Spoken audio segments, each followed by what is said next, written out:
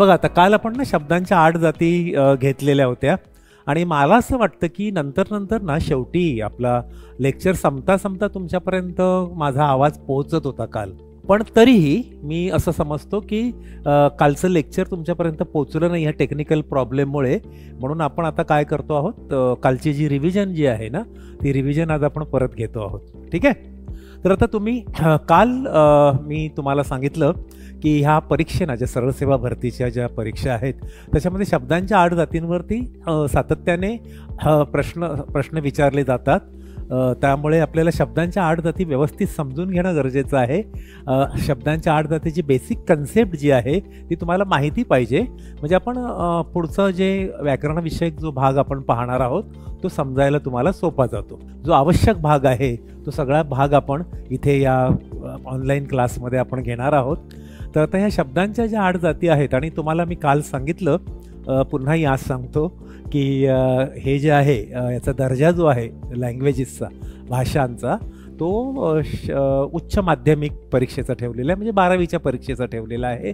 त्यामुळे इथे जरी 12वीच्या परीक्षेचा दर्जा ठेवलेला असला तरी पण आपल्याला परीक्षा आहे, स्पर्धात्मक परीक्षा आहे. त्यामुळे आपल्याला त्याचा डिटेल अभ्यास करायचा आहे आणि काही गोष्टी कशा क्लुप्त्या, आयडिया किंवा ट्रिक मेथडने कशा लक्षात ठेवता येतील त्याची आपण चर्चा करणार आहोत. काही घोळात टाकणारे प्रश्न येतात आणि मग ते घोळात टाकणारे प्रश्न कसे सोडवायचे, त्यासाठी काय ट्रिक वापरायची, अशा ह्या सगळ्या ज्या गोष्टी आहेत त्या आपण आज आपण बघणार आहोत. जे आपले जेव्हा मराठीचे लेक्चर होतील तेव्हा त्या लेक्चरमध्ये मी तुम्हाला त्या आपण एकमेकांशी चर्चा करून त्या तुमच्यापर्यंत पोचवण्याचा प्रयत्न करू आपण. ठीक आहे. तर काल आपण शब्दांच्या 8 जाती ना सुरुवात केलेली होती आणि ज्या तुम्हाला बेसिक माहिती असणं गरजेचं आहे. आता या शब्दांच्या 8 जातींमध्ये मी काल सांगितलं पहिल्या ज्या 4 आहेत त्यांना विकारी म्हणतात आणि पुढच्या ज्या 4 आहेत त्यांना अविकारी असं म्हणतात. विकारी याचा अर्थ होतो त्याच्यामध्ये बदल होतो आणि अविकारी म्हणजे त्याच्यामध्ये बदल होत नाही, म्हणून यांना अव्यय असंही म्हटलं जातं. ही आहेत अव्यय आणि याच्यामध्ये बदल होतो, त्यामुळे बदल होतो म्हणून ही आहेत सव्यय. दुसरं नावही लक्षात ठेवायचं. कधी कधी पर्यायी नावाने प्रश्न विचारले जातात. आपल्याला त्याचं पहिलं नाव माहिती असतं, दुसरं नाव पर्यायी नाव माहिती नसतं. बघा गमतीचा भाग म्हणून सांगतो, जेव्हा एखाद्याची लग्नपत्रिका येते आणि त्याच्यामध्ये श्री कृपे करून आमची तृतीय कन्याची सौका रवीना उर्फ काहीतरी तिचं उर्फ त्या भागातलं नाव असेल, तिला काय म्हणत असतील, काळूबाई, शांताबाई काय असेल ते, कालू, शांती उर्फ शांती. मग आपण ती शांती, शांताबाई म्हणून तिला ओळखत असतो. तिचंच नाव रवीना हे आपल्याला माहिती नसतं. ही रवीना कोण असा प्रश्न तयार होतो. मग अशा प्रकारे इथे सुद्धा कधी कधी प्रश्न विचारत असताना पर्यायी नावाने प्रश्न विचारतो. मी तुम्हाला वाक्य दिलं जाईल आणि त्या वाक्यातलं सव्यय कोणतं, तर सव्यय म्हणजेच विकारी शब्द. तर शब्दांच्या 8 जातीतल्या पहिल्या 4 जाती ज्या आहेत त्या विकारी आणि पुढच्या ज्या 4 जाती आहेत त्याच्यामध्ये ही सगळी अव्यय येतात, ही आहेत अविकारी. आता पहिलं जे आहे नाम. नाम म्हणजे काय तुम्हाला सर्वांना माहिती आहे, कुठल्याही वस्तूला दिलेलं नाव. म्हणजे जसं रमेश, महेश ही नावं आहेत. आता इथे बघा मी नामाची इथे व्याख्या पण दिलेली आहे. प्रत्यक्ष किंवा कल्पनेने जाणलेल्या वस्तूंचे त्यांच्या गुणधर्माचे नाव म्हणजे नाम. म्हणजे प्रत्यक्ष म्हणजे बघा आता माझी ओळख करून देतो. मी प्राध्यापक भास्कर मयेकर हे माझं नाव. प्राध्यापक भास्कर हे माझं नाव. हे प्रत्यक्ष तुमच्यासमोर मी दिसतो आहे, व्यक्ती म्हणून दिसतो, हे व्यक्तिवाचक नाव झालं. त्याच्यानंतर माझ्या हातामध्ये ही लेखणी आहे, हे पेन आहे. याला दिलेलं नाव आहे पेन, त्यामुळे हे पेन हे सुद्धा नाव झालं. आता मी ठाणे भागातून तुम्हाला तुमच्यापर्यंत हा जो व्हिडिओ आहे तो प्रक्षेपित होतो आहे, हा लेक्चर तुमच्यापर्यंत पोचतो आहे. हे ठाणे शहराला दिलेलं नाव. तर शहराची नावं, नद्यांची नावं, डोंगरांची नावं, वस्तूंची नावं, ही सगळी नामं जी आहेत ही प्रत्यक्ष असतील किंवा काही काल्पनिक गोष्टींची नावं असतात. म्हणजे कसं परी काल्पनिक आहे, प्रत्यक्षात कोणी पाहिलेली आहे? राक्षस कोणी पाहिलेलं आहे लहानपणी आई मुलांना घाबरवण्यासाठी राक्षस येईल आणि तुला पकडून घेऊन जाईल वगैरे वगैरे असं म्हटलं जातं. तर तो राक्षस, परी, भूत या सगळ्या ज्या आहेत या काल्पनिक गोष्टी आहेत. त्यामुळे काल्पनिक गोष्टींना दिलेली नावं. आणि त्याचबरोबर तिसरी जी नावं असतात त्याच्याकडे आपण आज पुढच्या भागात पाहणार आहोत. ती जी नावं असतात ती नावं आपल्याला अशी वस्तुरूपाने दाखवता येत नाही. म्हणजे तो परीक्षेत पास झाला म्हणून त्याला खूप आनंद झाला. मग आता आनंद हे जे आहे त्याचा जो भाव आहे तो आनंद, त्याला जो आनंद झालेला आहे त्याच्या बॉडी लँग्वेजवरून आपल्याला कळतो, पण आपल्याला असं बोटाने दाखवता येत नाही हा आनंद झालेला आहे. मग अशा प्रकारे बोटाने दाखवता नाही आला तरी पण त्याच्या एकूण त्याच्यातला जो भाव आहे, त्याच्यातला जो गुण आहे, त्या गुणधर्माला दिलेलं नाव ते सुद्धा नामच. लक्षात ठेवा, आनंद आहे, दुःख आहे, राग आहे, राग, लोभ, मद, मोह, मत्सर, हे सगळी जी आपल्याला अशी वस्तूने दाखवता येत नाही. म्हणजे असं पेन दाखवता येतं, हा ब्लॅकबोर्ड दाखवता येतो, तर ही नामाची संकल्पना झाली. ही आपल्याला सर्वांना माहिती आहे. सर्वांना नाम म्हणजे काय हे क्लिअर आहे. हे झालं नाम. त्याच्यानंतर दुसरं जे आहे सर्वनाम. आता सर्वनाम म्हणजे काय हे तुम्हाला सर्वांना माहिती आहे. आता समजा मला शिवाजी महाराजांची तुम्हाला गोष्ट सांगायची आहे. शिवाजी राजे हे मराठ्यांचे राजे होते. त्यानंतर शिवाजी महाराजांनी अनेक किल्ले बांधले. शिवाजी महाराजांनी अनेक जलदुर्ग बांधले. आत्ताच शिवाजी महाराजांच्या पुतळ्यावरून बराच वाद निर्माण झाला होता. त्यानंतर शिवाजी महाराजांच्या आईचे नाव जिजाबाई होते. तर प्रत्येक वेळी मी शिवाजी महाराज, शिवाजी महाराज, शिवाजी महाराज असा उल्लेख करण्याऐवजी त्यांच्या आईचे नाव, त्यांच्या वडिलांचे नाव असं आपण जे वापरतो, मग शिवाजी महाराजांऐवजी आपण ते हा शब्द वापरला. मग अशा प्रकारे नामाच्या ऐवजी जो शब्द वापरला जातो तो झाला सर्वनाम. म्हणजे नामाच्या ऐवजी येतो ते सर्वनाम. हे आपण जरा मोठं करू, मला ना जास्त क्लिअर दिसेल. तर सर्वनाम म्हणजे नामाच्या ऐवजी येणारा शब्द हा सर्वनाम. ही बेसिक व्याख्या आहे. ठीक आहे, सर्वनामाची. त्यानंतर तिसरं जे आहे याच्यामध्ये नाम झालं, सर्वनाम झालं. आणि काल मला काही जणांनी उत्तरं दिलेली होती. मराठीमध्ये एकूण सर्वनामं किती आहेत तर 9 आहेत. ती कोणती? तर मी, तू, तो, हा, जो, कोण, काय, आपण, स्वतः, ही 9 सर्वनामं आहेत. बरोबर आहे. तर ती सर्वनामं काय होतात, नामाच्या ऐवजी येतात. आता मला माझा परिचय करून द्यायचा आहे. तर माझा परिचय करून द्यायचा असेल तर मग प्रत्येक वेळी मी माझं नाव नाही घेणार की बाबा मी आता सांगितलं की माझं नाव भास्कर मयेकर आहे. आता मी भास्कर मयेकर सर तुम्हाला मराठी शिकवणार आहे. भास्कर सर आमचं इतकं शिक्षण झालेलं आहे. भास्कर मयेकर सर मुंबई विद्यापीठात शिकवतात किंवा भास्कर मयेकर सर अमुक अमुक कॉलेजला शिकवतात. हे सगळं प्रत्येक वेळी म्हणण्या म्हणजे मी म्हणेन मी मुंबई विद्यापीठात शिकवतो. तर तो माझ्याऐवजी मी हा शब्द वापरला. मी, तू, तो, हा, जो, कोण, काय, आपण, स्वतः ही सुद्धा सर्वनामं आहेत. ठीक आहे. मग आता कोण म्हटलं, कोण ही सुद्धा सर्वनाम आहे. की आता मी असं म्हटलं इथे मला काहीतरी टकटक दरवाजावर ऐकू आली. मी म्हटलं कोण आहे रे तिकडे. आता दरवाजावरती शिपाई आला या अकॅडमीचा. मग त्या शिपायाच्या ऐवजी मी कोण हा शब्द वापरला. कळलं ना. त्याच्यानंतर समजा मी काहीतरी तिकडून मला असं कोणीतरी एका विद्यार्थ्याने दुसऱ्या विद्यार्थ्याकडे काहीतरी फेकलं. काय फेकलं रे तू. तर त्याने काहीतरी रबर जो आहे तुमचा इरेझर रबर, तो रबर त्याने इकडून तिकडे फेकला. मग त्यासाठी काय हा शब्द वापरला. मग आता ते वस्तूसाठी असेल तर आपण काय वापरतो.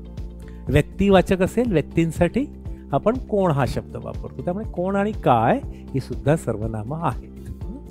तर मी, तू, तो, हा, जो, कोण, काय, आपण, स्वतः. आपण सुद्धा, आपण एखाद्याला खूप रिस्पेक्ट द्यायचं असेल तर आपण म्हणतो. जसं हिंदीमध्ये तू, तुम, आप. तसं आपण मराठीमध्ये सुद्धा आपण आमच्याकडे प्रमुख पाहुणे म्हणून याल का, तर ते आपण हे सुद्धा आहे. स्वतः हे सुद्धा आहे. कळलं ना. स्वतः शिकवतोय म्हणजे मी शिकवतो आहे माझ्याबद्दल म्हटलं तर ही 9 सर्वनामं आहेत. त्यानंतर तिसरं जे आहे ते म्हणजे विशेषण.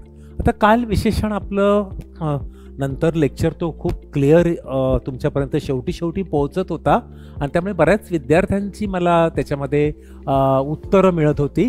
त्यामुळे ते विशेषण पण तुम्हाला कळलेलं आहे. आज फक्त हा परत मी आढावा घेतो आहे की आता मी असं म्हटलं की बाबा काटेरी कुंपण, असं वाक्य आहे. काटेरी कुंपण, त्याच्यानंतर सोनेरी मासा, सोनेरी मासा. मग आता तुमच्या लक्षात येईल बघा इथे काटेरी कुंपण कसं, काटेरी हा शब्द त्या काटेरी हा जो शब्द आहे या कुंपणाविषयी माहिती देतो. आता मासा कसा, सोनेरी. आपण घरामध्ये काही ते फिश टँकमध्ये मासे पाळतो, त्यातलाच तो सोनेरी मासा. मग आता ही विशेषणं काय असतात, तर विशेषणं जी आहेत ना ती नामाबद्दल विशेष माहिती देतात. ती विशेषण, नामाबद्दल विशेष माहिती देणारा शब्द म्हणजे विशेषण. त्याच्यामध्ये गफलत करायची नाही. कधी कधी मुलं विशेषण आणि तुमचं जे क्रियाविशेषण आहे त्याच्यामध्ये गफलत करतात. तर विशेषण म्हणजे काय, ती नामाबद्दल विशेष माहिती देतात. म्हणजे आता एक कुंपण कसं, काटेरी कुंपण आहे, काटेरी कुंपण असेल, सिमेंट कॉन्क्रीटचं कुंपण घातलेलं असेल तर हे कुंपण काटेरी आहे. म्हणजे काटेरी हा शब्द त्याच्याबद्दल अधिक माहिती देतो. त्याच्यानंतर मासा कसा, सोनेरी. अनेक मासे आहेत, सोनेरी रंगाचा मासा, किंवा काही काळे मासे, किंवा आणखी काही पांढरे मासे, वॉट एव्हर. तर ते इथे हा जो शब्द आहे त्या माशाबद्दल अधिक माहिती देतो, त्यामुळे ते झालं विशेषण. त्यामुळे नामाबद्दल विशेष माहिती देणारा शब्द विशेषण झालं. त्यानंतर त्यातलं पुढचं महत्त्वाचं आहे ते म्हणजे क्रियापद. आता क्रियापद हे जे आहे, क्रियापद, बेसिक क्रियापदाची व्याख्या अशी आहे, क्रियापद वाक्याचा अर्थ पूर्ण करतो आणि त्याच्यामध्ये क्रिया असते. आता मी असं म्हटलं की मी चेंडू फेकला, मी चेंडू घेतला आणि मी चेंडू फेकला. मग त्याच्यामध्ये क्रियापद आहे फेकला, आणि मग तो चेंडू मी इथून तिकडे कुठेतरी फेकतो आहे, त्यामुळे त्याच्यामध्ये क्रिया घडली, फेकण्याची क्रिया घडली. मग ज्याच्यामध्ये क्रिया घडते ते क्रियावाचक शब्द जे असतात ते क्रियावाचक शब्द त्याला आपण क्रियापद म्हणतो. आणि मी चेंडू एवढंच वाक्य म्हटलं तर वाक्याला अर्थ प्राप्त होत नाही आहे. त्यामुळे मी चेंडू फेकला, त्याच्यामध्ये तो फेकला हा शब्द तिथे पाहिजे, तेव्हा ते वाक्य जे आहे ते वाक्य पूर्ण अर्थाचं होतं आहे, लक्षात घ्या. त्यामुळे क्रियापदं जी आहेत ती अर्थ पूर्ण करतात, त्या याचा वाक्याचा अर्थ पूर्ण करतात. आणि इथे तुमच्या आता लक्षात आलं असेल, या ज्या 4 जाती आहे, जे आपलं पारंपरिक व्याकरण आहे त्यांनी विकारी शब्द असं म्हटलेलं आहे, म्हणजे त्याच्यामध्ये बदल होतो. मग आता फॉर एक्झाम्पल बघा, तो घेतला आपण, मग मुलासाठी मी म्हणणार तो मुलगा, तिथे मुलगी असेल तर ती मुलगी, आणि अनेक जर असतील तर ते मुलगे, किंवा आपण आदरार्थी एखाद्याला म्हणायचं असेल तर ते माझे बाबा. बाबाला तो बाबा नाही, आता हल्ली फॅशन आलेली आहे, बाबाला ए बाबा म्हणतात ती गोष्ट वेगळी, पण आपल्याला आदरार्थी माझे बाबा, ते माझे बाबा आहेत, तो माझा बाबा आहे असं आपण म्हणत नाही. आईला म्हणतो आपण. आई म्हणजे काय की ती मायेची मोठी सावली आपली आई म्हणजे, त्यामुळे आईला अगदी जवळकीने आपण आई असंच म्हणतो ना. तर मग अशा प्रकारे हे जे शब्द आहेत किंवा याच्यात येणारे म्हणजे ह्या विकारी हे जे शब्दांच्या ज्या 4 जाती आहेत त्याच्यामध्ये येणाऱ्या हे जे शब्द आहेत त्याच्यामध्ये बदल होतो ॲक्च्युली. म्हणजे कसं, तो ती ते हाई हे. आता चांगला म्हटलं तर चांगला, चांगली, तो चांगला मुलगा आहे, ती चांगली मुलगी आहे, ते सगळे चांगले मुलगे आहेत, याच्यामध्ये हे बदल होतो. त्याच्यानंतर क्रियापदामध्ये सुद्धा बदल होतो. तो अभ्यास करतो, ती अभ्यास करते, ते अभ्यास करतात. म्हणजे या सर्वांमध्ये काय होतो, बदल होतो. म्हणून याला म्हणायचं विकारी. पहिले 4 जे आहेत ना ते विकारी आहेत, की ज्यांच्यामध्ये बदल घडतो, ते विकारी शब्द. सिंपल लक्षात ठेवायचं. या पहिल्या शब्दांच्या 4 जाती झाल्या, ठीक आहे. त्यानंतर आता आपण पुढे जाऊया. आता पुढच्या ज्या शब्दांच्या जाती आहेत ही आहेत अव्यय. आता अव्यय म्हणजे या अव्ययांमध्ये काय होतं, बदल न होणारी ती अव्यय, त्यांच्यामध्ये बदल होत नाही. म्हणजे आता फॉर एक्झाम्पल पहिलं जे याच्यामध्ये आहे ते म्हणजे क्रियाविशेषण अव्यय. आता क्रियाविशेषण अव्ययामध्ये आता बऱ्याचदा मुलांचं काय होतं, विशेषण आणि क्रियाविशेषण याच्यामध्ये गफलत करतात. त्यामुळे मी तुम्हाला एक उदाहरण इथे घेतो, म्हणजे तुमच्या लक्षात येईल. त्याच्यामध्ये आपल्याला क्रियाविशेषण कोणतं आणि विशेषण कोणतं कसं ओळखायचं बघा. आता मी समजा असं इथे उदाहरण घेतलं की पांढरा ससा वेगाने पळाला. हा असं विधान आहे. पांढरा ससा वेगाने पळाला असं विधान आहे. मग आता याच्यामध्ये प्रत्येक शब्दाची आपण जात ओळखूया. मला जर तुम्ही चॅटबॉक्समध्ये जर उत्तर पाठवली तर जास्त बरं होईल. याच्यातलं पांढरा काय आहे? आतापर्यंत जे आपण शब्दांच्या जाती पाहिल्या त्याच्यामध्ये पांढरा, पांढरा नाम आहे. नाम आहे. पांढरा काय आहे? विशेषण. Very good, very good Sahil. साहिलने सांगितलं हे विशेषण आहे. बरोबर आहे, व्हेरी गुड. आता हा ससा हे काय त्याच्यामधलं होईल? नाम होईल. बरोबर आहे. मग ह्या नामाबद्दल पांढरा हा जो शब्द आहे हा माहिती देतोय. ससा कसा आहे? पांढरा. त्यामुळे पांढरा हे झालं विशेषण. आता या वाक्यामध्ये क्रियापद कोणतं आहे? याच्यामध्ये क्रियापद कोणतं आहे? पळाला. पळाला हे क्रियापद आहे. आता क्रियापदाबद्दल जास्त माहिती देणारा जो शब्द असतो त्या जास्त माहिती देणाऱ्या शब्दाला म्हणायचं क्रियाविशेषण. त्यामुळे आता इथे पळण्याची क्रिया कशी झालेली आहे? वेगात. त्यामुळे वेगाने हे त्याच्यामधलं झालं क्रियाविशेषण. मग त्यामुळे आता अजिबात गोंधळायचं नाही किंवा याच्यामध्ये चूक होता कामा नये की तुमचं विशेषण कसं ओळखायचं आणि क्रियाविशेषण. विशेषण हे नामाबद्दल माहिती देतं आणि हे जे क्रियाविशेषण जे आहे त्याचं नावच क्रियाविशेषण आहे. ते क्रियेबद्दल माहिती देतं. ते क्रियेबद्दल माहिती देतं असं आहे ते. ठीक आहे. आता समजा तुम्हाला असं मी विधान घेतलं की मोठी आई, मोठी आई, कधी कधी आजीला मोठी आई म्हणतात, अशी हल्ली एक नवीन फॅशन आलेली आहे. मोठी आई मुळू मुळू रडली असं वाक्य आहे. मोठी आई मुळू मुळू रडली. आता त्याच्यामध्ये आई हे नाव आहे. विशेषण कोणतं होईल त्याच्यामध्ये? विशेषण कोणतं होईल? मोठी. Very good. आणि रडली हे क्रियापद आलं तर मग त्याच्यामध्ये क्रियाविशेषण मुळू मुळू. मुळू मुळू. अगदी बरोबर, व्हेरी गुड. मग आता तुमची विशेषण आणि क्रियाविशेषण ही संकल्पना तुमची क्लिअर झालेली आहे. ठीक आहे. तर मग आता इथे हे जे आहे क्रियाविशेषण जे आहे ती क्रियेबद्दल अधिक माहिती देतात. हे जरा थोडंसं मी तुम्हाला फास्ट एवढ्यासाठी सांगतोय कारण हा काल भाग झालेला आहे आणि काही जणांची मला रिस्पॉन्स येत होता, इंटरॅक्ट होत होती मुलं. त्यामुळे जरा थोडंसं हे एवढा भाग जरा मी वेगाने घेतो आहे.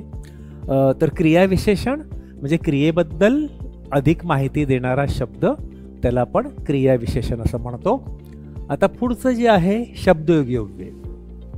आता शब्दयोगी अव्यय इंग्लिशमध्ये जे आहे, इंग्रजीमध्ये तुम्ही शब्दयोगी अव्यय पाहिली आहेत. इंग्रजीमध्ये त्याला प्रेपोजिशन्स म्हणतात. ते इंग्रजीमध्ये काय तर सेपरेट येतात. की मी असं म्हटलं की आता तो पिऊन वर्गामध्ये आला. मग पिऊन, आमच्या पिऊनचं नाव आहे Rajesh. Rajesh entered into the room. मग ते इन टू हे प्रेपोजिशन आहे इंग्रजीमधलं. मग त्याचं आपल्याला मराठीकरण करताना आपण लिहिणार राजेश वर्गामध्ये आला. मग वर्ग जो आहे त्या वर्गाला मध्ये हा शब्द जोडून आलेला आहे. बरोबर आहे. तर मध्ये हा जोडून आलेला आहे. ते मध्ये जे आहे ते मध्ये त्याच्यामधलं झालं तुमचं शब्दयोगी अव्यय. त्यामुळे शब्दयोगी अव्यय ओळखण्याची सिंपल ट्रिक, ते शब्दांना जोडून येतं त्याला म्हणायचं शब्दयोगी अव्यय. आता समजा मी असं एक उदाहरण इथे लिहिलं की मांजर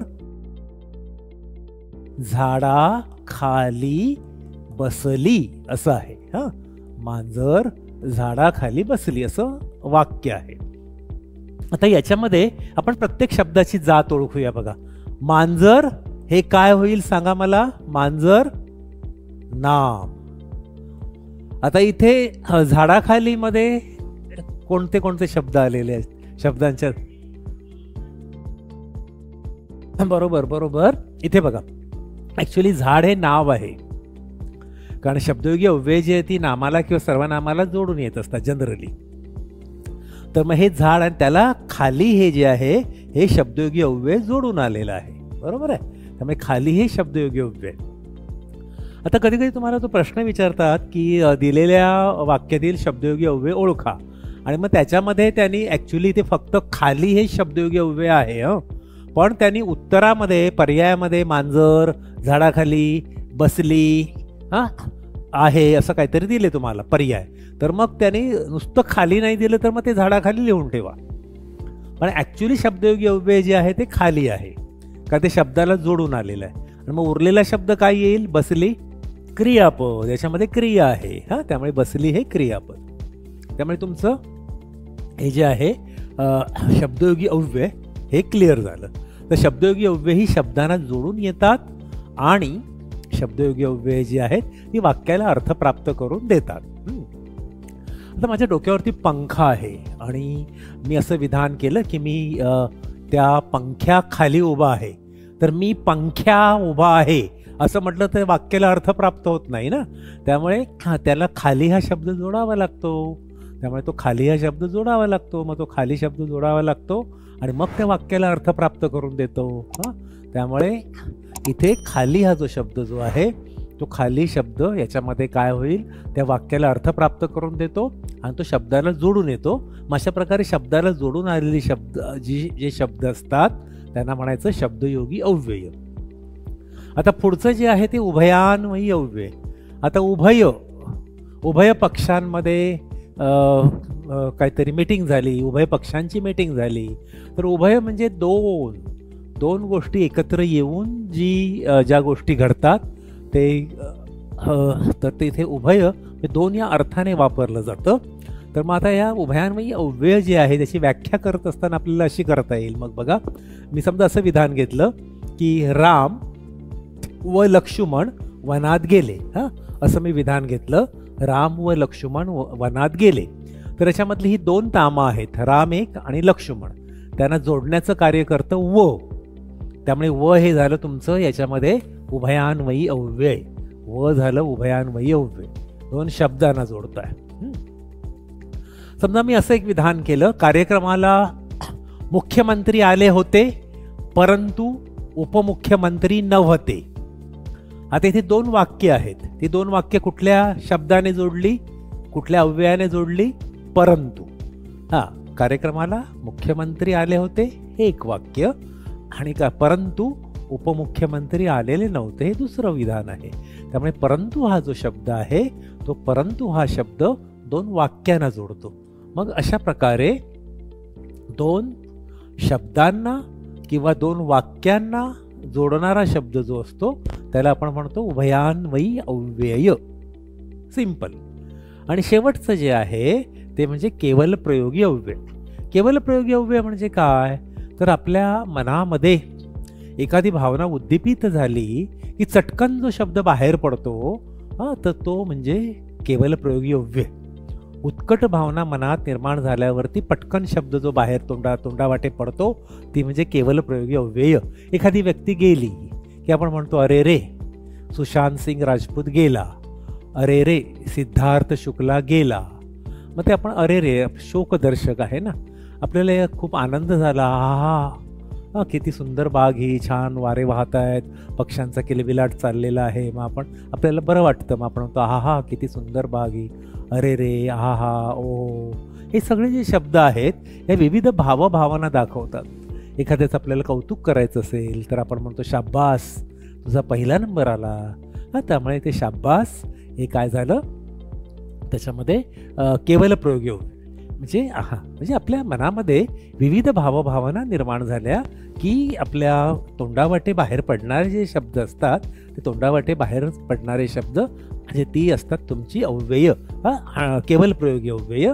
मग आता हे जे 8 आहेत ना, ही जी शब्दांच्या 8 जाती हे तुमच्या लक्षात आलेल्या असतील.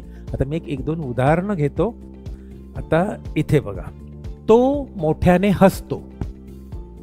असं मी इथे विधान लिहिलेलं आहे बघा, तो मोठ्याने हसतो. ठीक आहे. आता याच्यामध्ये तो मोठ्याने असतो, जर ती स्त्री असेल तर ती मोठ्याने असते, ते मोठ्याने असतात. मग तो ती ते ही काय आहेत? आता तुम्हाला ओळखता आलं पाहिजे. तो ती ते काय आहेत? सर्वनाम आहेत. Very good Harshali, very good Sandeep. हा, ही आहेत सर्वनाम, ही आहेत सर्वनाम. ठीक आहे. त्याच्यानंतर सर्वनाम, तो ती ते सर्वनाम झालं. त्यानंतर मोठ्याने मोठ्याने मोठ्याने, तो मोठ्याने हसतो, ती मोठ्याने हसते, ते मोठ्याने हसतात. मोठ्याने हे काय होईल त्याच्यामध्ये? बरोबर आहे, हे आहे तुमचं क्रियाविशेषण अव्यय. बरोबर आहे. त्यानंतर तिसरं, हसतो, हसते, हसतात, हे काय होईल? क्रियापद. व्हेरी गुड, हे झालं तुमचं क्रियापद. आता याच्यात गंमत बघा. हा, आता तुम्हाला सांगतो मी. आता याच्यावरून आपल्याला ना विकारी शब्द आणि अविकारी शब्द ओळखायचे आहेत. विकारी शब्द आणि अविकारी शब्द ओळखायचे आहेत. हां, मग आता विकारी शब्द याचा अर्थ होतो ज्याच्यामध्ये बदल होतो ते विकारी शब्द, आणि ज्यांच्यामध्ये बदल होत नाहीत ते अविकारी शब्द. मग आता इथे बघा, पहिली मी तुम्हाला सांगितले पहिले जे चार आहेत, पहिले जे चार आहेत ते विकारी असतात आणि पुढचे चार आहेत ते अविकारी असतात आपल्या पारंपरिक व्याकरणाप्रमाणे. त्यालाही काही अपवाद आहेत. तर मग आता इथे बघा, तो, ती, ते याच्यामध्ये बदल होतो आहे. बरोबर आहे. मग आपण या सर्वनाम काय आहेत? विकारी आहेत. हा झालं विकारी. बरोबर आहे. आता मला याच्याबद्दल सांगा, मोठ्याने काय होईल? मोठ्याने हा शब्द विकारी की अविकारी? अविकारी. Very good. कारण बघा, आपण तो हे सर्वनाम घेतलं पुल्लिंगी तरी मोठ्याने तसंच राहिलेलं आहे. ती हे स्त्रीलिंगी सर्वनाम घेतलं तरी मोठ्याने मध्ये काही बदल झालेला नाही आहे. अनेक वचनामध्ये आपण घेतलं तरी त्याच्यामध्ये बदल झालेला नाही आहे. त्यामुळे हे झालं तुमचं अविकारी. हां, हे झालं तुमचं अविकारी. म्हणजे इथे विकारी आणि अविकारी ओळखत असताना त्याच्यामध्ये अविकारी शब्दांमध्ये अविकारी म्हणजे जी अव्यय असतात त्याच्यामध्ये बदल होत नाही ते. आणि तिसरं जे आहे ते क्रियापद. क्रियापद बदलत गेलेलं आहे बघा.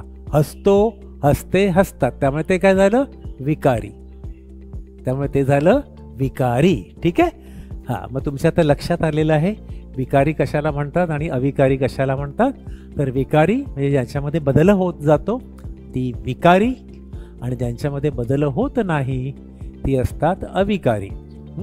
तर पारंपरिक व्याकरणाप्रमाणे पहिले जे चार प्रकार आहेत ते विकारी आणि पुढचे चार प्रकार आहेत ते अविकारी. हां, तर आता हे झालं, हे तुम्हाला ओळखता आलं. अजून मी एक उदाहरण इथे घेतो. समजा मी असं उदाहरण घेतलं की मांजर किंवा आपण एखादा पक्षी घेऊया. मोर फांदीवर बसला, असं विधान आहे. मोर फांदीवर बसला. आता यामध्ये तुम्हाला त्यांनी विचारलं, जरा म्यूट ठेवा. जेव्हा मी तुम्हाला विचारेन ना तेव्हा अनम्यूट होऊन मला उत्तर द्या. ठीक आहे. जरा म्यूट ठेवा. म्हणजे तुमच्या घरामधली छोटी बाळं जी आवाज करत असतील किंवा ज्यांच्या घरात ते गणपती गेलेले नसतील तर तो जो तुमच्या आरतीचा किंवा इतर काही जर आवाज येत असेल तर तो मग इथपर्यंत पोहोचणार, लेक्चर डिस्टर्ब होणार नाही. उत्तर देताना अनम्यूट व्हा आणि मग मला उत्तर द्या. आता मोर फांदीवर बसला. आता हे आपण शब्दांच्या आठ जाती आता ओळखूया एक एक. बघा, आता मोर काय येईल आता तुम्ही सांगू शकता. मोर हे काय आहे? नाम आहे. नाम आहे. आणि नामही विकारी असतात. मोर, मोराने, मोराला. हां, म्हणजे मोर या शब्दामध्ये बदल होतो. त्यामुळे हे नाम आहे आणि नाम असून हे झालं तुमचं विकारी. आता याच्यामधलं फांदी हे परत नाम आहे. हां, आणि त्याच्यातलं वर हे काय होईल? वर हे काय होईल सांगा? शब्दयोगी अव्यय. शब्दयोगी अव्यय आपण शॉर्ट फॉर्म मध्ये लिहूया. शब्दयोगी अव्यय. आणि बसला हे काय आहे? क्रियापद. ठीक आहे. मग तुम्हाला प्रश्न असा विचारला की या विधानातील अविकारी शब्द ओळखा, असा प्रश्न विचारला तर तुम्ही काय लिहिणार? वर. बाकीचे सगळे विकारी आहेत. कारण मोरामध्ये बदल होतो. मोर, मोराला, मोराने. फांदी जी आहे, फांदी, फांद्या, फांदीला, त्याच्यामध्ये बदल होतो. वर याच्यामध्ये काही बदल होत नाही. फांद्यांवर, फांदीवर, वर मध्ये काहीही बदल होत नाही. त्यामुळे वर जे आहे हे वर हे काय आहे तुमचं अविकारी आहे आणि अविकारीलाच आपण अव्यय असं सुद्धा म्हणतो. अव्यय ही अविकारी असतात. आणि बसला हे त्याच्यामध्ये परत बसला बदल होतो. मोर फांदीवर बसला. मोराचं स्त्रीलिंगी रूप काय रे? लिंग आणि वचन आपल्याला बघायची आहेत पुढे. मोराचं स्त्रीलिंगी रूप काय? हा लांडोर. बरेच जण मोरनी लिहून ठेवतात. हा नाही. तर मोराचं स्त्रीलिंगी रूप लांडोर. मिसेस मोर ही लांडोर आहे, लक्षात घ्या. वाघाचं स्त्रीलिंगी रूप वाघीन. आणि वाघ्या म्हटलं तर स्त्रीलिंगी काय येईल? वाघ्या. इन्स्टेड ऑफ वाघ तुम्हाला परीक्षेला एकदा त्यांनी विचारलं होतं वाघ्या, माहितीये? वाघ्याची मुरळी. हे वाघ्या आणि मुरळी हे जे देवाला सोडून दिलेली ही मुलं जी असतात ते वाघ्या आणि मुरळी होतात. आणि मग ती मुरळी देवदासीचाच तो प्रकार झाला एक. संबंध गावाची धन होते, वाईट प्रकार आपल्याकडे, त्या वाईट चालीरीती आहेत. त्याच्यावर जोगवा हा चित्रपट आला होता बघा. त्यातल्या त्या नायकाला साडी नेसून नाचायला लावतात. चित्रपट जर तुम्ही पाहिला असेल तर ते वाघ्या आणि मुरळी. तुम्हाला लिंग आणि वचन पण आहेत. मराठीमध्ये लिंग किती आहेत रे आणि कोणती आहेत सांगाल? Very good. म्हणजे पुल्लिंग, स्त्रीलिंग आणि नपुसकलिंग. म्हणजे मी तो बैल तो वापरायचं पुल्लिंग ओळखण्यासाठी. तो बैल पुल्लिंग, ती गाय स्त्रीलिंग आणि ते वासरू नपुसकलिंग. एकदा मी सहज वर्गात प्रश्न विचारला, अरे मराठीमध्ये एकूण लिंग किती आहेत? तर मुलांनी सांगितलं 4 आहेत. म्हटली कोणती बाबा म्हणून 4? तर पुल्लिंग, स्त्रीलिंग, नपुसकलिंग आणि चौथं त्याने सांगितलं शिवलिंग. अरे म्हटलं बाबा ही व्याकरणातली लिंग आहेत. व्याकरणामध्ये 3च लिंग आहेत. मग तो, ती, तेने वापरायचं. आता निर्जीव वस्तूवरती ही लिंग लादली गेलेली आहेत. म्हणजे फळा जो आहे हा फळा म्हणतो आपण. हा पुल्लिंगी झाला, हा पुरुष आहे. आणि जर मी खुर्ची आहे, तर इथे माझ्याकडे खुर्ची आहे. मग खुर्चीला मी काय म्हणणार? ही खुर्ची आहे. मी अशी गोल फिरवते, तुम्हाला दिसत असेल खुर्ची. खुर्चीला काय म्हणणार आपण? ती खुर्ची. म्हणजे ही स्त्रीलिंगी आहे. त्यामुळे ही बाई आहे, हिला लांब ठेवलं पाहिजे, मला जवळ राहता कामा नये. ही बाई आहे. त्या तर काय झालेलं आहे, ही लिंग काय झालेली आहेत? लिंग लादलेली आहेत निर्जीव वस्तूंवरती. लक्षात घ्या. डोंगर तो डोंगर पुल्लिंग. आणि नदी कशी झुळझुळ वाहणारी ती नदी असं आपण म्हणतो. म्हणजे ज्याच्यामध्ये राकटपणा आहे, तर त्याला त्यांनी पुरुषत्वाची नावं दिलेली आहेत. म्हणजे पुल्लिंगी नावं दिलेली आहेत. आणि त्याच्यामध्ये सौम्यता आहे, नाजूकपणा आहे, त्याला त्यांनी स्त्रीलिंगी नावं दिली आहेत. नदी स्त्रीलिंगी, वही ती वही स्त्रीलिंगी झालं. लक्षात घ्या. एकदा परीक्षेला त्यांनी असं विचारलेलं होतं. आता हा अत्यंत सोपा भाग आहे. आणि तुम्ही जर मराठी भाषिक असाल, सगळेच मोस्टली मला मराठी भाषिकच दिसत आहे त्याच्यामध्ये, लिंग ओळखायला फारसं काही कठीण जात नाही. परीक्षेला त्यांनी आता ही याची परीक्षा आहे तुमची सरळ सेवा भरतीची. त्यांना लिंग वचन आहे. काल मी पोर्शन पण दिलेलं आहे. तर म्हणजे काय साधारण विचारलं जातं ते. तर लिंग जी आहेत ना, त्याच्यामध्ये त्यांनी एकदा एका परीक्षेला असं विचारलं होतं, पागोटे हे पुल्लिंग आहे, नपुसकलिंगी आहे, स्त्रीलिंगी आहे?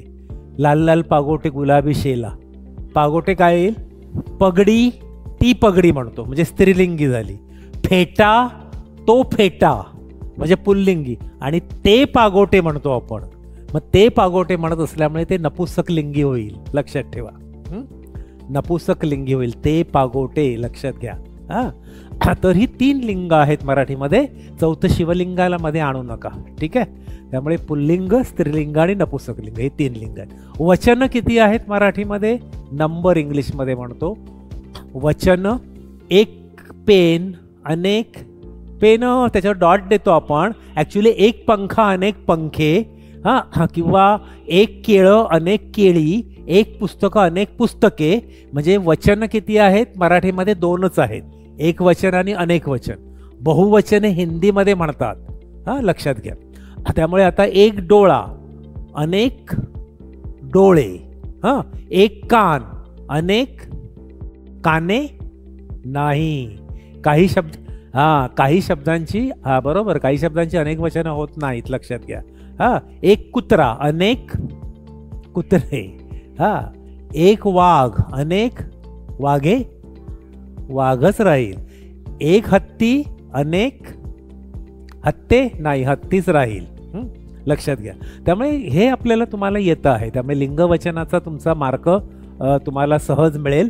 आपण ग्रामीण भाषेतले त्याच्यामध्ये शब्द वापरू नका.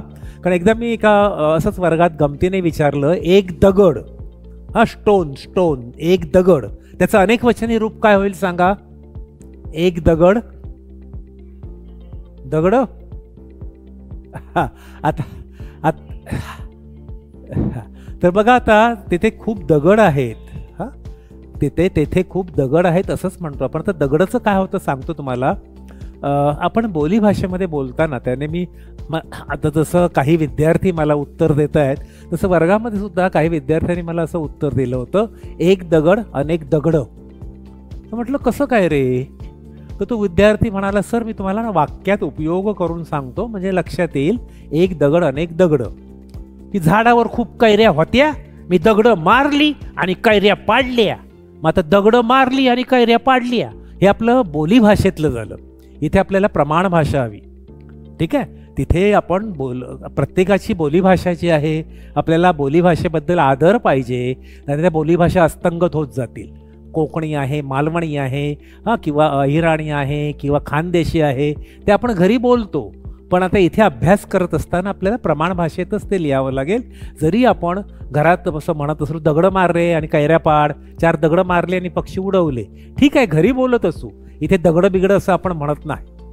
तर इथे आपण दगडला दगडच म्हणतो. मग मी त्याला विचारलं, त्या मुलाला, दगडचं दगड म्हणतो, मग ढेकूण आहेत घरात, ढेकूण झाले आहेत खूप, मग त्या ढेकूणचं अनेक वचन काय? तर तुम्हाला त्यात काय सर, ढेकूणचं ढेकणं, ढेकणं झाली घरात. तर तसं नाही. तर तिथे सुद्धा आपल्याला तेवढी फक्त काळजी घ्या. कारण आपल्याला प्रत्येकांच्या बोलीभाषा वेगवेगळ्या असतात आणि त्या बोलीभाषेप्रमाणे इथे नाही जायचं आहे. प्रमाण भाषा एक लक्षात घ्यायची आहे. त्यामुळे लिंग आणि वचनाबाबतीत एवढी गोष्ट जर तुम्ही पाळलीत तर त्याचे तुम्हाला मार्क मिळून जातात. अत्यंत सोपं आहे. ठीक आहे. तर आता इथे तुमच्या लक्षात आलं असेल, ह्या ज्या शब्दांच्या 8 जाती ज्या आहेत, या शब्दांच्या 8 जाती 2 भागामध्ये विभागल्या गेलेल्या आहेत, त्या विकारी आणि अविकारीमध्ये. आता मी आणखी एक विधान लिहितो, मी तुम्हाला कितपत कळलेलं आहे ते लक्षात येईल. आणखी एक मी असं विधान लिहितो आहे, अरे रे भूकंपामध्ये बरीच माणसे पटापट मेली. असं विधान आहे. ठीक आहे. आता मला प्रत्येक शब्दाची जात ओळखून दाखवायची आहे. तुम्ही चॅटबॉक्समध्ये जरी लिहिलं तरी चालेल किंवा प्रत्यक्ष जरी संपर्क सांगितलं तरी चालेल. एक एक घेऊया आपण, एक एक घेऊया. अरे रे हे काय होईल सांगा? केवल प्रयोगी अव्यय. Very good. मग आता अरे रे हे विकारी की अविकारी? अविकारी. केवल प्रयोगी अव्यय ही अविकारी असतात. अरे रेचं अरे रेच राहतं. अरिरी होत नाही, अरोरो होत नाही, तो शब्द तसाच राहतो. अरे रे मी असं म्हणेल की सुशांत राजपूत गेला, अरे रे श्रीदेवी गेली. श्रीदेवीसाठी सुद्धा अरे रे, सुशांत राजपूतसाठी सुद्धा अरे रे, त्याच्यामध्ये बदल होत नाही. ते काही जण बोलताना उच्चार विविध करत असतील. ते गुजराती अभिनेत्री होती केतकी दवे, ती अरे रेला आरारारारारारा म्हणायची. मग ते तसं काही नवीन संशोधन करायचं नाही. आपल्याला मूळ व्याकरणाचे जे नियम आहेत त्याच्यानुसार जायचं आहे. त्यामुळे अरे रे हे जे आहे तुमचं अविकारी होईल. पुढचे शब्द सांगा. भूकंपामध्ये, त्याच्यामध्ये मध्ये हे जे आहे ना, भूकंप हे नाव आहे, त्या गोष्टीला दिलेलं नाव आहे. भूकंप झाला तो भूकंप, पुल्लिंगी नाम आहे. आणि त्यातलं मध्ये हे जे आहे तुमचं शब्दयोगी अव्यय. ठीक आहे. आणि शब्दयोगी अव्यय जी आहेत ती तुम्हाला माहिती आहे, विकारी की अविकारी असतात, अव्ययही अविकारी. Very good. आता इथे मला सांगा, बरीच हे काय होईल सांगा मला? बरीच, बरीच हे काय होईल? कोणीतरी टेक्स्ट केलं तर जरा जास्त बरं होईल. आता सगळेच जण सांगायला लागलेले आहेत. कोणीतरी एकाने इथे चॅटबॉक्समध्ये टाका, बरीच हे काय आहे? विशेषण आहे. Very good, very good. Sandeep मानेंनी सांगितलं बरीच हे विशेषण. बरोबर आहे, विशेषण आहे. का विशेषण आहे? कारण माणसे हे नाम आहे. बरोबर. तर या नामाबद्दल अधिक माहिती देणारा शब्द हा बरीच आहे. त्यामुळे बरीच हे विशेषण झालं, सिंपल. त्याच्यानंतर मेली हे काय होईल त्याच्यामधलं? क्रियापद. Very good Sandeep. मेली हे क्रियापद आहे आणि या क्रियापदाबद्दल माहिती देणारा शब्द पटापट आहे. त्यामुळे पटापट काय होईल? क्रिया विशेषण अव्यय. म्हणजे तुम्हाला या शब्दांच्या 8 जाती ना तुमच्या सगळ्यांच्या क्लिअर झालेल्या आहेत. कालचा भाग परत घेतलेला आहे, कारण काय आहे, शब्दांच्या 8 जाती ह्या बेसिक मराठी व्याकरण आहे. त्या शब्दांच्या 8 जाती नाही कळल्या तर मग पुढे जरा ते घोळ होत जातात. ते कळणं अत्यंत आवश्यक आहे, म्हणून हे परत रिपीट घेतलं. आणि आता तुम्ही सगळेजण बरोबर उत्तर देत आहात, म्हणजे तुम्हाला शब्दांच्या 8 जाती ज्या आहेत त्या कळलेल्या आहेत, कारण तुमची उत्तरं बरोबर येत आहेत मॅक्झिमम मुलांची. तरी कोणाची काही शंका असेल शब्दांच्या 8 जातीमध्ये तर विचारा. तर शब्दांच्या 8 जाती तुमच्या क्लिअर झालेल्या असतील तर आपण पुढे जाऊया पुढे. हां, ओके, ठीक आहे. तर आता आणखी एक गंमत बघा याच्यामध्ये. आपण क्रियापद पाहिलं. क्रियापद जे आहे ते वाक्याचा अर्थ पूर्ण करतं आणि बऱ्याचदा त्याच्यामध्ये क्रिया असते. मी आता असं एक वाक्य घेतलं, पावसाळ्यात मोर नाचतो. हां, तर मग नाचतो हे क्रियापद आहे, बरोबर आहे. पावसाळ्यात मोर नाचतो, पावसाळ्यात मोर पिसारा फुलवून नाचतो, असं आपण वाक्य घेतलं. तर नाचतो हे क्रियापद आहे. आता क्रियापदासारखे दिसणारे काही शब्द जे आहेत त्याच्यामध्ये कधी कधी ना तुमचा घोळ होतो. हां, तर तो आता मी घोळ काढून टाकण्याचा प्रयत्न करतोय. आता इथे मी फळ्यावरती इथे बघा हे काही शब्द लिहिलेले आहेत. आता ह्याच्यामध्ये बघा, बस बसत बसतो, नाच नाचत नाचतो, खेळ खेळत खेळतो. आता तिघांमध्ये काय फरक आहे बघा. हे शब्द तुम्हाला दिसत आहेत. तुम्हाला बघितल्यावर सर्वांना वाटेल की ही क्रियापदच आहेत, पण तिघांमध्ये काहीतरी फरक आहे बघा. तर मला एक सांगा, तुम्हाला आधी काय फरक जाणवतोय त्याच्यामध्ये? बस बसत बसतो, किंवा मी असं म्हटलं कर करत करतो, हा, नाच नाचत नाचतो, वाच वाचत वाचतो, दळ दळत दळतो, असे मी काही शब्द घेतले. तर या 3 गटामध्ये तुम्हाला काय फरक काय जाणवतोय? मला कोणीतरी एकाने सांगितलं तरी चालेल. कोणीतरी? हां, तर आता बघा, तुम्ही तुमच्या परीने प्रत्येकजण सांगण्याचा प्रयत्न करताय. मला बरं वाटतंय की आपला इंटरॅक्टिव्ह सेशन होतो आहे, त्याचा मला जास्त आनंद होतो. तुम्ही पार्टिसिपेट होताय ते. तर तिघांमध्ये फरक काय आहे बघा. तुम्हाला जो जाणवला फरक तो तुम्ही सांगितलात. आता इथे बघा, बस बसत बसतो. आधी आपण पहिले 3 शब्द जर घेतले इथे, बस बसत आणि बसतो, तर याच्यामध्ये बस बस बस हा कॉमन शब्द आहे. मग 3 शब्दांमधला जो कॉमन शब्द असतो, मूळ शब्द असतो, याच्यामधला हा मूळ शब्द आहे. मूळ शब्द. मग त्यातला जो मूळ शब्द जो असतो त्याला म्हणायचं धातू. म्हणजे मी असं वाक्य घेतलं, वाच वाचत वाचतो. त्याच्यामध्ये वाच हा कॉमन 3 ठिकाणी आला, तर वाच हा त्याच्यामधला झाला धातू. वाच हा त्याच्यामधला झाला धातू. आणि इथे बघा, हे दुसऱ्या गटातले जे शब्द आहेत, बसत, इथे जर आपण पाहिलं त्याच्यातला मूळ शब्द हा झाला तुमचा धातू. हा, वरती पण लिहिलंय बघा धातू. बसत नाचत खेळत, आणि बसतो नाचतो आणि खेळतो. तर याच्यामध्ये आणि याच्यामध्ये काय फरक आहे? हा जो दुसरा गट आहे आणि तिसरा गट, याच्यामध्ये काय फरक आहे सांगा मला. हे शब्द जे आहेत, व्हेरी गुड माया, मायाने जे सांगितलंय ते अगदी बरोबर आहे. आता इथे बघा, तो नियमित वर्गात बसत नाही. मग तो नियमित वर्गात बसत असं म्हटलं की वाक्याला अर्थ प्राप्त होत नाही. त्याच्यामध्ये नाही या सहाय्यक शब्दाची गरज भासते. त्यामुळे असे काही शब्द जे वाक्याचा अर्थ पूर्ण करत नाहीत, कळलं, ते क्रियादर्शी असतात, त्याच्यात क्रिया असते पण वाक्याचा अर्थ पूर्ण करत नाहीत, त्यांना म्हणायचं धातुसाधित. दुसरा जो गट आहे, हा दुसरा गट जो आहे त्याला म्हणायचं धातुसाधित. हे आहेत धातुसाधित. मग आता धातुसाधित जी आहेत ती वाक्याचा अर्थ पूर्ण करत नाहीत. हां, आणि त्यांना धातुसाधितांनाच एक दुसरं नाव आहे कृदंत. मी तुम्हाला परीक्षेला असं विचारतात, वाक्यातील कृदंत ओळखा, वाक्यातील कृदंत ओळखा असं तुम्हाला विचारलं जाईल. आणि तुम्हाला असं वाक्य दिलं, मुले पुस्तके वाचत नाहीत. मुले पुस्तके वाचत नाहीत. याच्यामध्ये धातुसाधित कोणता आहे? कृदंत कोणता आहे? वाचत. लक्षात घ्या. मग तो वाचणे ही क्रिया आहे. तो वाचत हा क्रियादर्शी शब्द आहे. पण काय होतं, तो शब्द वाक्याचा अर्थ पूर्ण करायला असमर्थ आहे. त्याने वाक्याचा अर्थ पूर्ण होत नाही. मुले पुस्तके वाचत म्हटलं की वाक्य अर्धवट होतं. नाहीत या सहाय्यक क्रियापदाची गरज भासते.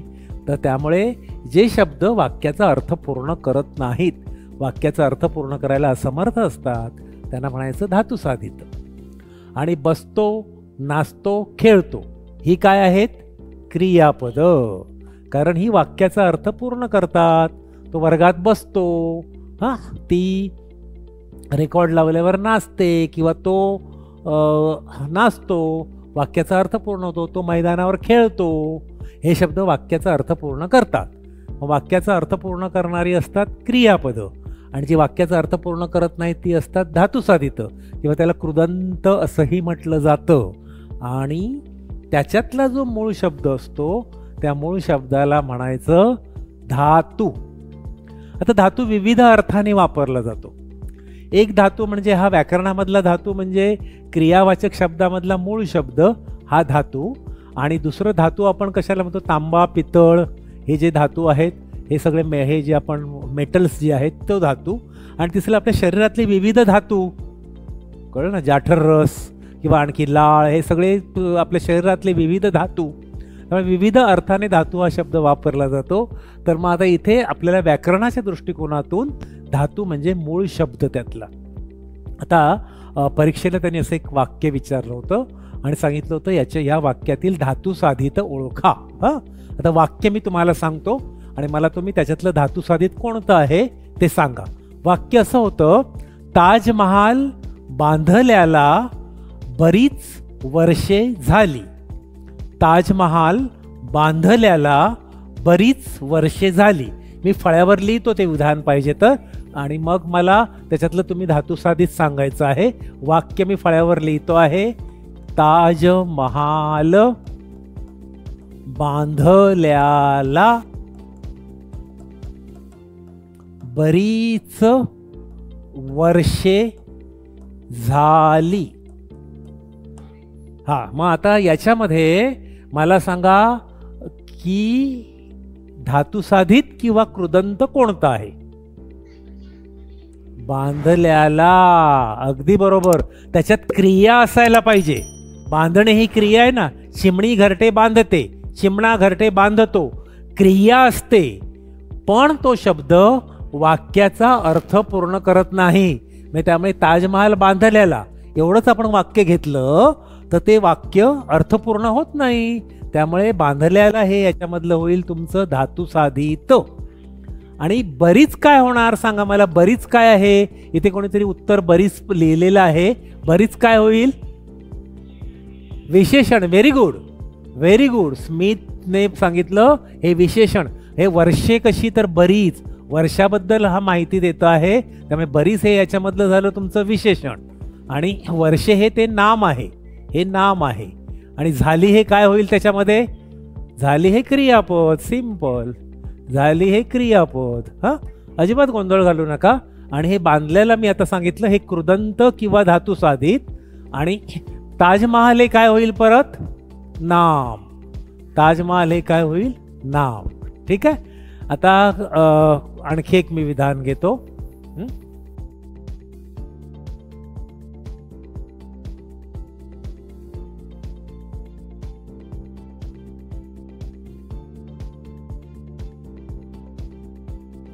आता मला ओळखून दाखवा.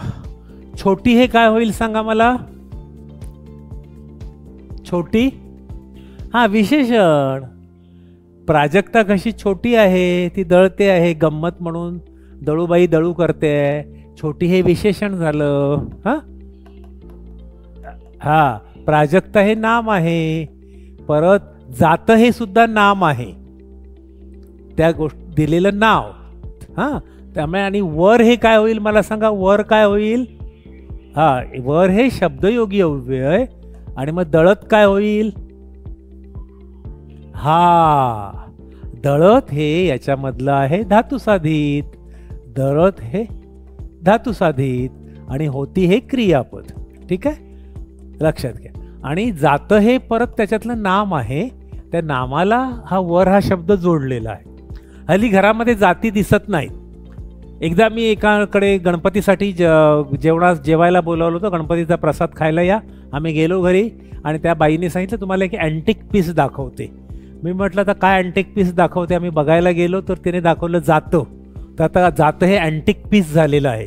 प्रत्येकाच्या घरात जातं असतं तसं नाही. आता इथे विद्यार्थी 30, 34, 35 मला दिसत आहे. प्रत्येकाच्या घरात जातं आहे की नाही मला माहिती नाही.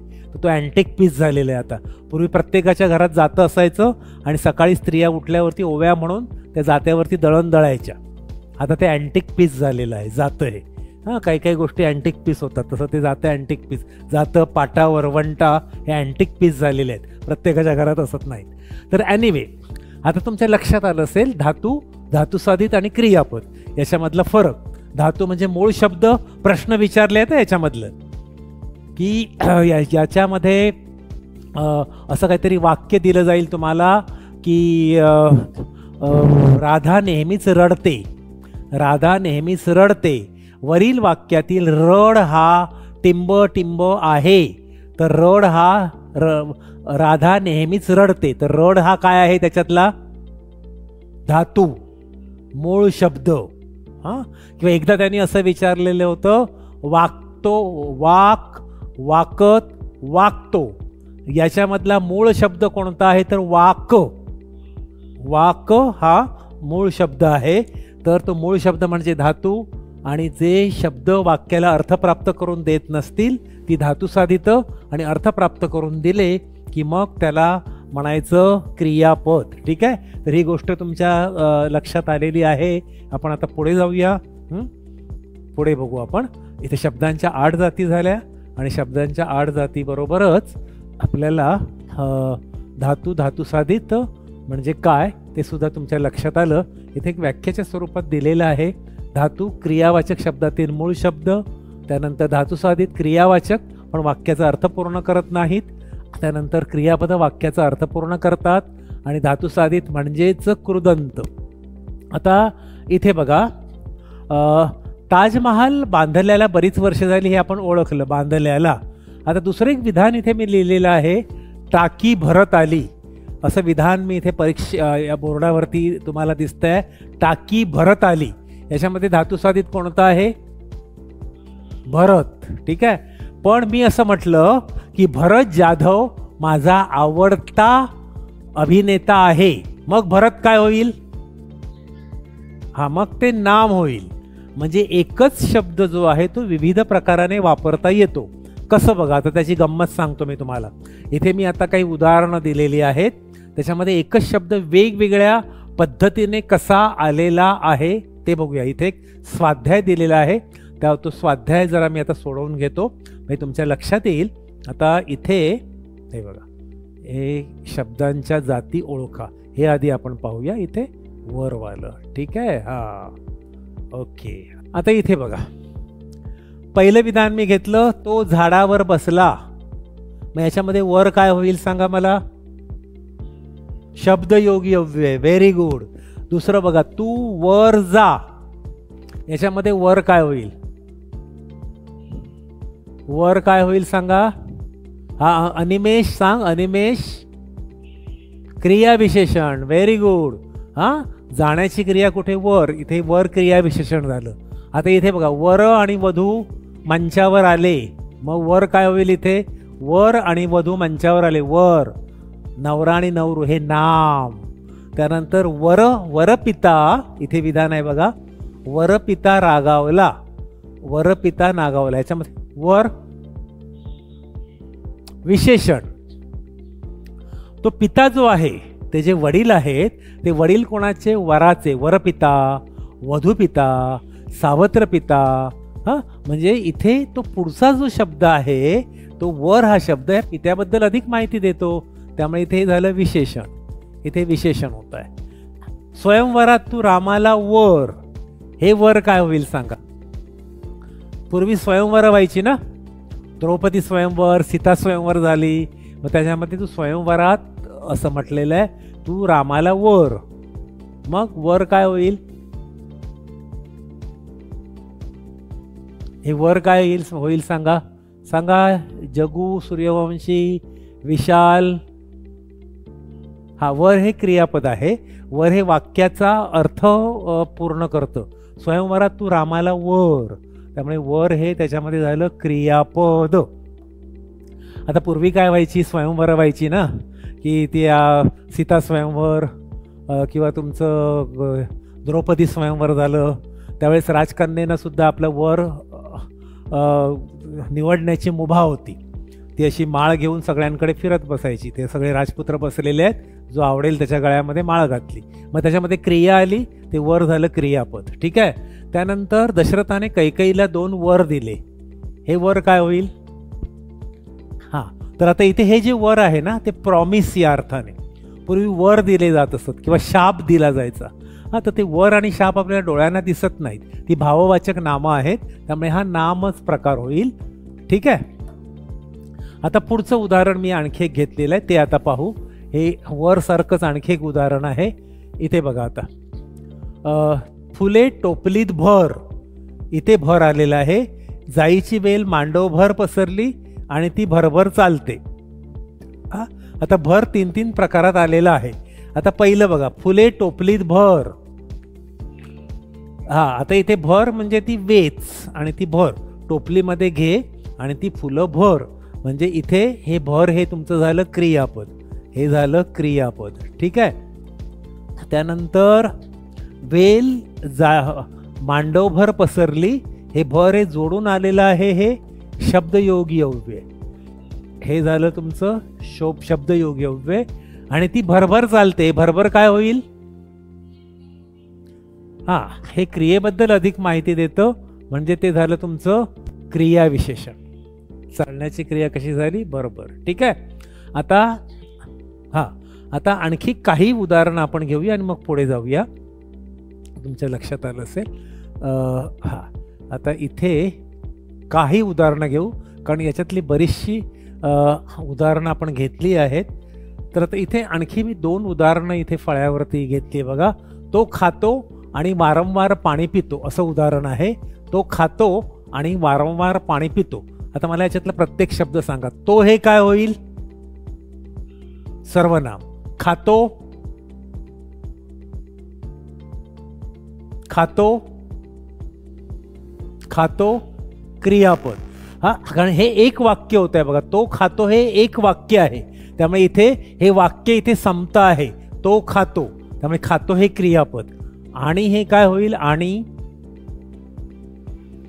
उभयान्वयी अव्यय. वारंवार, वारंवार. आता सांगा वारंवार काय आहे?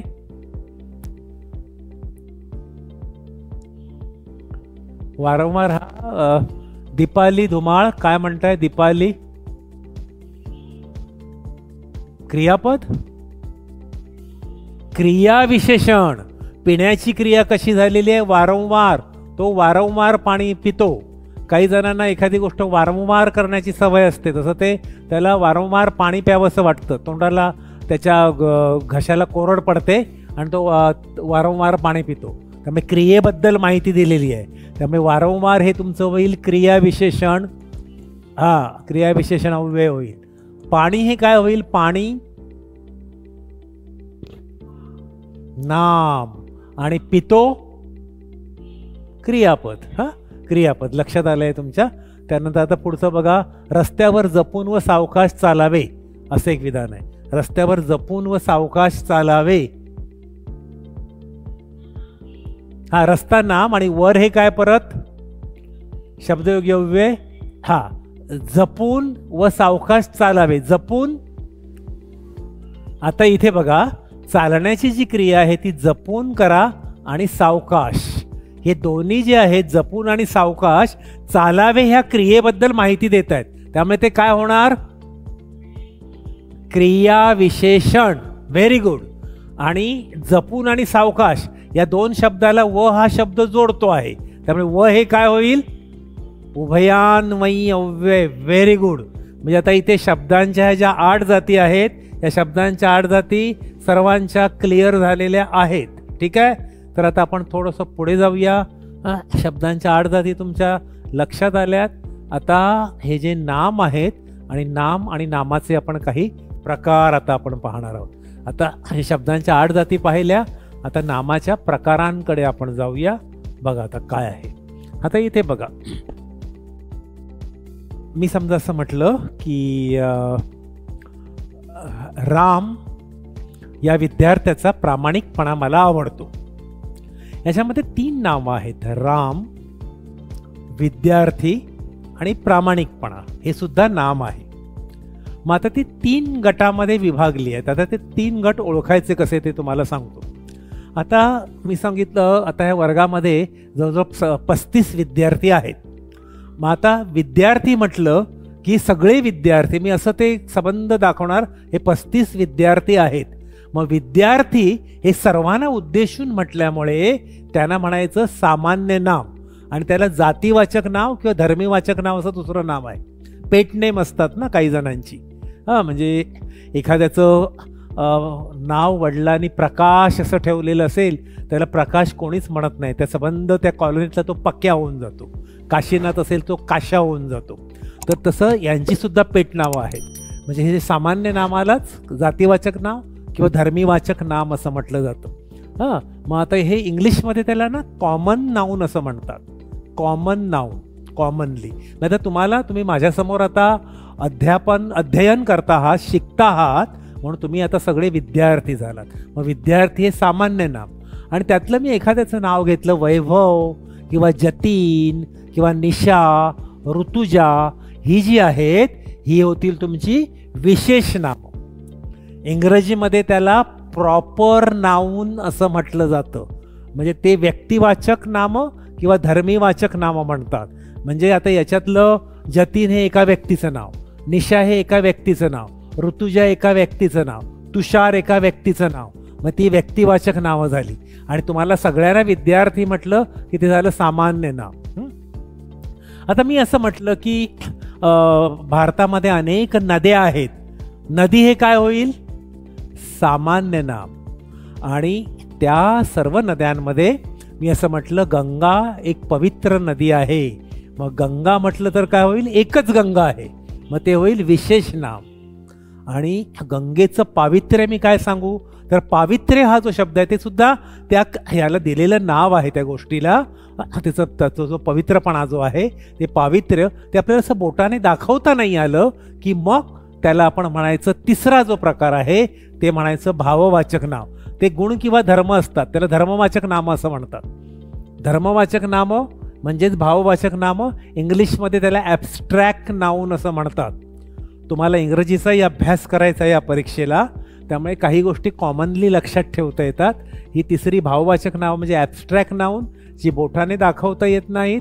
आणि इथे विशेष नामं जी आहेत ती विशेष नामं म्हणजे ठेवलेलं नाव. म्हणजे जसं आता आपण डोंगर म्हटलं तर ते डोंगर होईल तुमचं सामान्य नाम, पण मी म्हटलं सह्याद्री, मग ते होईल विशेष नाम. त्यानंतर मी म्हटलं किल्ले, मग ते सगळेच किल्ले झाले, मग ते सामान्य नाम. आणि त्याच्यातला सिंधुदुर्ग किल्ला, विजयदुर्ग किल्ला, प्रतापगड किल्ला, मग ती होईल विशेष नाम. लक्षात घ्या. आणि मी असं म्हटलं, एकदा परीक्षेला त्याने असं विचारलं होतं की सुलभा या मुलीचा मला खूप राग येतो. मग सुलभा हे काय होईल? सुलभा विशेष नाम. मुलगी म्हटलं तर सामान्य नाम, सगळ्या मुली आल्या. आणि राग, राग काय होईल? भाववाचक नाव, जे आपल्याला बोटाने दर्शवता येत नाही. एवढा राग येतो, एवढा राग येतो, एवढा राग येतो असं आपल्याला ते काही बोटाने दर्शवता येत नाही. म्हणून राग हे जे आहे हे राग त्याच्यामध्ये होईल तुमचं भाववाचक नाम. ठीक आहे, हे 3 आहेत. आता बघा इथे मुलगा सामान्य नाम, त्याच्या मुलाचं नाव असेल ॲक्च्युअल नाव रमेश, हे रमेश होईल त्याच्यामधलं विशेष नाम. शहरं म्हटली की सगळी शहरं झाली, ऑल सिटीज, हे झालं सामान्य नाम. शहरामधली मुंबई, मग विशेष नाम. या मुंबईवर आपल्या सगळ्यांचा डोळा आहे, सगळ्यांनाच मुंबई हवी आहे, तर मुंबई. मुंबई हे झालं विशेष नाम. त्यानंतर मग नद्या आणि नद्यांमधली गंगा हे विशेष नाम. त्याच्यानंतर आनंद, मित्राला बघून मला आनंद झाला. मग हा जो आनंद जो आहे तो आपल्याला असा दाखवता नाही येणार, त्यामुळे आनंद हे होईल तुमचं भाववाचक नाव. दुःख झालं की त्या पुरामध्ये अनेक माणसं वाहून गेली, ते ऐकून मला दुःख झालं. मग ते दुःख जे आहे ते दुःख आपल्याला असं बोटाने दाखवता येत नाही, त्याची मान खाली घालून बसलेली आहे.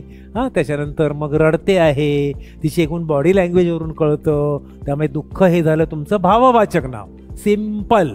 आणि तिसरं जे आहे गुलामगिरी. गुलामगिरी म्हटलं तर ती गुलामगिरीत आपण आंबेडकरांनी सांगितलं गुलामगिरीत राहू नका. म्हणजे ते गुलामगिरी हे जे आहे ते आपल्याला गुलामगिरी अशी बोटाने दाखवता येत नाही. ही बघा, ही गुलामगिरी. तर गुलामगिरी अशी पकडून कुठेतरी फेकून देता आली असती, तसं काही करता येत नाही. त्यामुळे आपल्याला गुलामगिरी बोटाने दर्शवता येत नाही, म्हणून ते झालं भाववाचक नाव. तिघांमधला फरक तुमच्या लक्षात आला असेल. आता मी काही तुम्हाला शब्द सांगतो, त्या शब्दामध्ये कुठल्या प्रकारातली ती नामं आहेत ती मला जरा तुम्ही सांगा. समजा मी तुम्हाला असा शब्द दिला की पुस्तके. पुस्तक हे काय होईल? सामान्य नाम. सगळी पुस्तकं आहेत, ठीक आहे. नेता, नेता सामान्य नाम. पण त्याच्यातल्या मी एखाद्या नेत्याचं नाव येतं, शरद पवार. मग हे काय होईल? विशेष नाम. आणि शरद पवारांचं नेतृत्व आम्हाला आवडतं. नेतृत्व